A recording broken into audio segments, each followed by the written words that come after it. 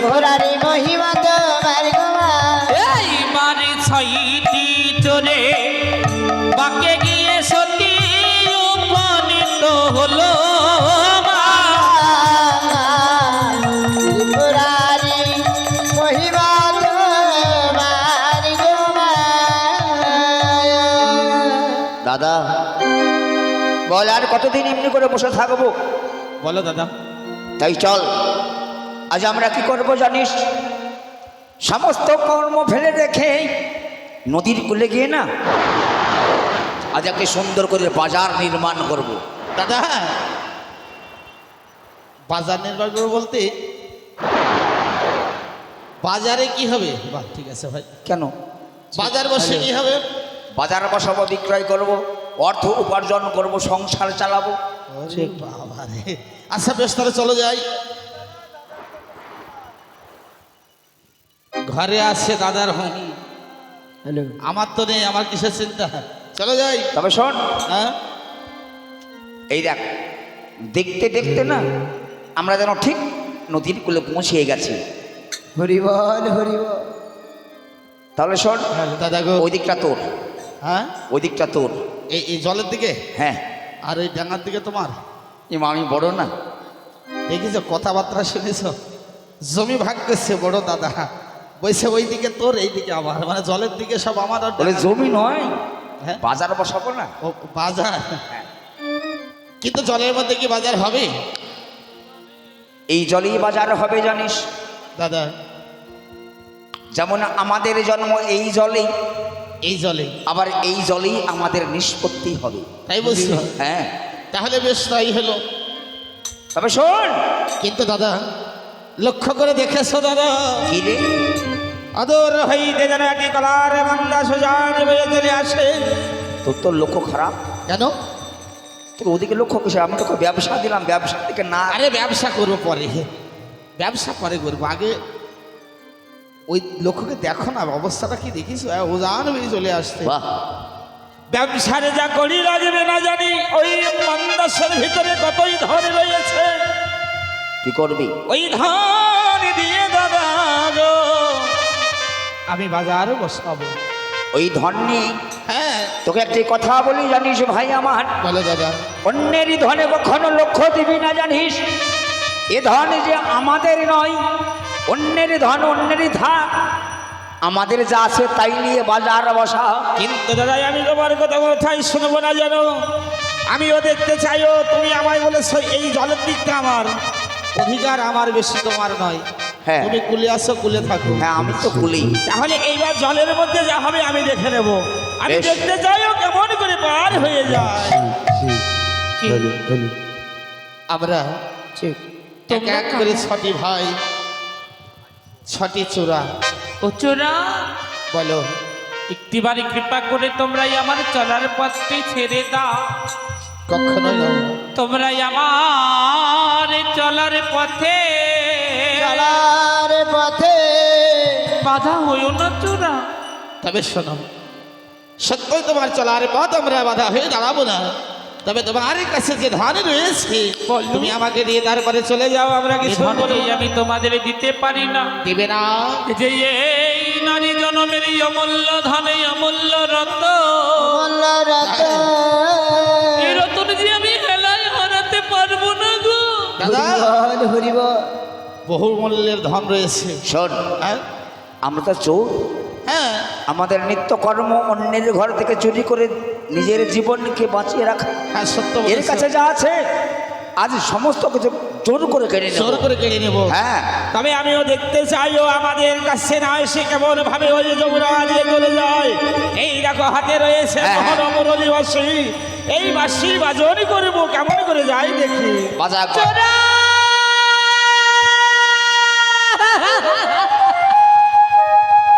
না না চোরা না। বাজা, কারো কথা শুনতে তুই বাজিয়ে যা।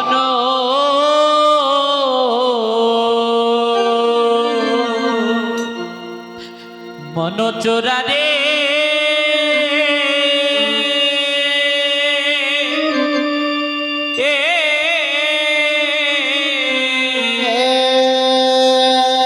হইয়া রে ও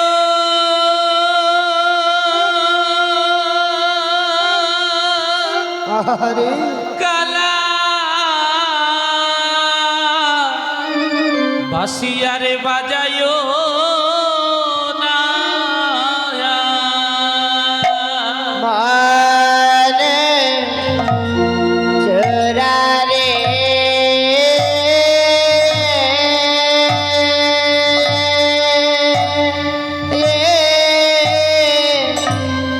আরে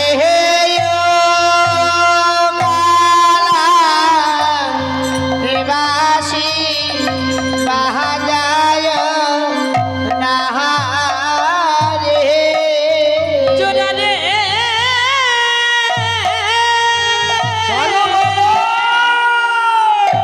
আহা, না বাজাও না বাজাও বাসি ওই না হাতের বাসি মহান বিষ্ণু চোরা রে তোমরা বাজিয়ে থাকো না। আমি কথা দিলাম এবার সে আর বাজাবো না, তবে তোমারই কাছে যে ধন রয়েছে তুমি আমায় দিয়ে যাও। আমি যে দিতে পারবো না ছোনা। দিবে না? যদি না দাও তাহলে কি করবো জানো? কি করবে আমাদের এই বাসীর অনেকে গনে রয়েছে। জোরা রে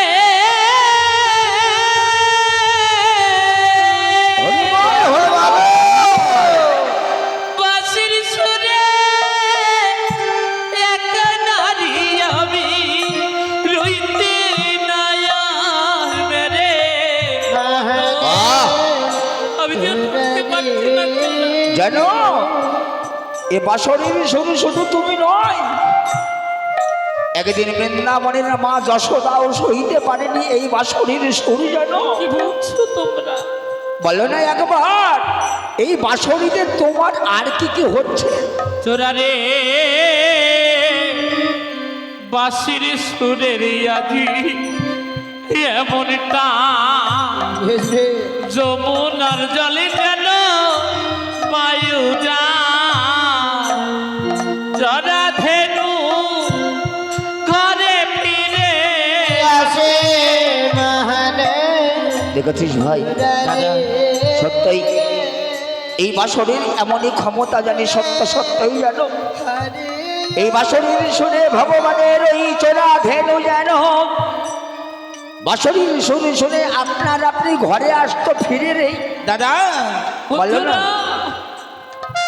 চোরা হয় না বেনু বাজিয়েছে বৃন্দাবনের কানু তোমরা এই বেনু বাজিও না চোরা। বিষ্ণু তাহলে তোমার মান্দাসটি আমাদের কাছাকাছি লাগিয়ে দাও। আমি যে কথা দিলাম আমি যে মাঞ্জাস তোমাদের কাছে নিয়ে যেতে পারবো না। নিয়ে যেতে পারবে না। যদি না নিয়ে যাও তাহলে আমি কি করবো জানো? কি করবে? তোমাকে জোর করে ধরে নিয়ে আসবো। এক অঞ্জলি জলভাগিনী হাতে তুলে নিল মন চোরা রে আর নাম নাম কৃষ্ণ কথা জলে সবিল মানে চোরা রে মন্ত্র করো করে জল সতী ছিটাইয়ে দিল ওরে দাদা এই তুই কি করলি ভাই? এ কি অবস্থা তোমার দাদা? এই দেখ লক্ষ্য করে দেখেছিস একবার? তোমার তো বদন পড়ে গেছে আমার শুধু বদন নয় জানিস, দাদা। আস্তে আস্তে লক্ষ্য করে দেখ আমরা যেন আর মানব রূপে থাকতে পারছি না, জানিস আস্তে আস্তে যেন আমাদের এ দেহ একটি কোন রূপে পরিপূর্ণ হতে চলেছে শুধুমাত্র তোরই কারণে। দাদা সত্য বলেছ জানো দাদা, এক এক করে আমাদের ছটি ভাইয়ের শরীরে যেন পুড়ে ছারখার হয়ে যায়। তবে ওই হয়তো রমণী সাধারণ রমণী নয় জানো দাদা। ওরে দাদা গো চলো একটিবার হতভাগী কি মা বলে ডেকে জিজ্ঞেস করে দেখি আমাদের এই অবস্থা কেন হলো। ওরে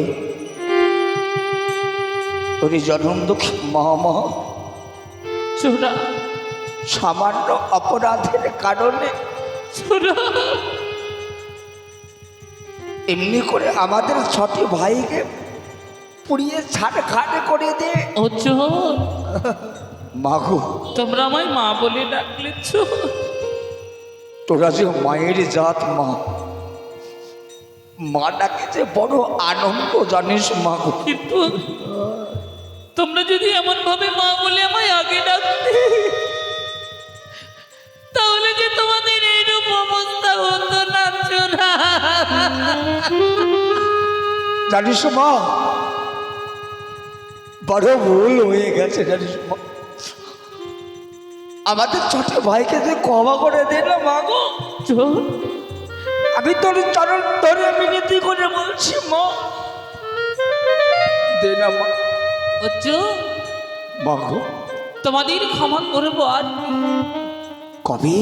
যে পাপ তোমরা করেছো সেই পাপের ফল যে ভোগ করতে হবে চোর।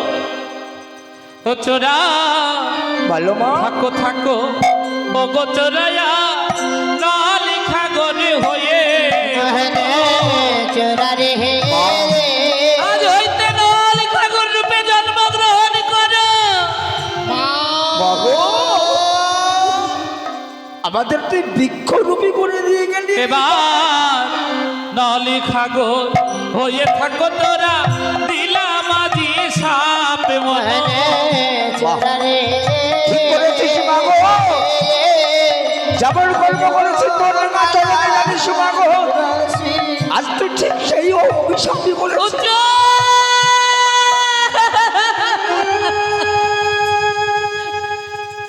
কর্মগুণে ফল পেয়েছে সত্য, মা, কিন্তু শেষে যে পুণ্য করে নেবে গো। একটি কথা বলবো মা। আমি যে মায়ের যা, তোমরা যে মা বলে ডেকেছো আমার। ও মা, আমরা কি সারাটি জনমে নলখাগর হয়ে থাকবো, না কোনোদিন উদ্ধার পাবো বলতে পারো মা? একটিবার তোমরা ছয়জনে আমায় আশীর্বাদ করো। ও মা, আমি চলেছি যেন আমার সাধনার পথে। নিতাই গৌর হরি বলো, হরি বলো, হরি বলো। জানিস মা, আমি যদি আমার পতি কোনোদিন ফিরে পাই দেবলোক হতে, তোমাদের চরণ তল বয়েই আসবো ফিরে। জানিস মা, আমরা অন্যের ঘরে চুরি করি জানিস, জানি না ভগবানের চরণে কোনোদিন পুণ্য সঞ্চয় করেছে কিনা জানিস। যদি করে দেখে না, আজ তোকে সব দিলাম মাগো। ওই দেখো, হরি বল হরি বল হরি বল। তোমরাও উদ্ধার পাবে, মা, কিন্তু কবে যেন? কবে? যেদিন তোমার চরণ তলে দিয়ে আসবো ফিরে পথে লয়ে, এই নল খাগর কেটে পাখা নির্মাণ করব। হরে যখন সতীপতি আমাদের অঙ্গে ওই পাখার বাতাস স্পর্শ করব, হরে তোমরা নল খাগর জন্ম হইতে উদ্ধার হয়ে যাবে। মা, জানিস মা, চোর তো তবু সত্যি কথাটাই বলছে। মনে বাসনা ছিল তোকে একবার অন্তরে জড়িয়ে ধরবো জানিস মা। বললো মা, আমার এই বাসনাটা পূর্ণ হবে তো? নিশ্চয়ই হবে। পাখা রূপে তোমরা শীতল করবে আমাদের অঙ্গ, জবা পাখা রূপে তোমায় আমি জড়িয়ে ধরবো আমার মুখের মাথায়। হরি বল। সন্তান হয়ে তোমার মনস্কামনা পূর্ণ করো বাবা। ভগবান শুধু আমাদের প্রণাম নিস মা। চল, এবার আমি আসি। চল, হরি বল হরি বল হরি বল।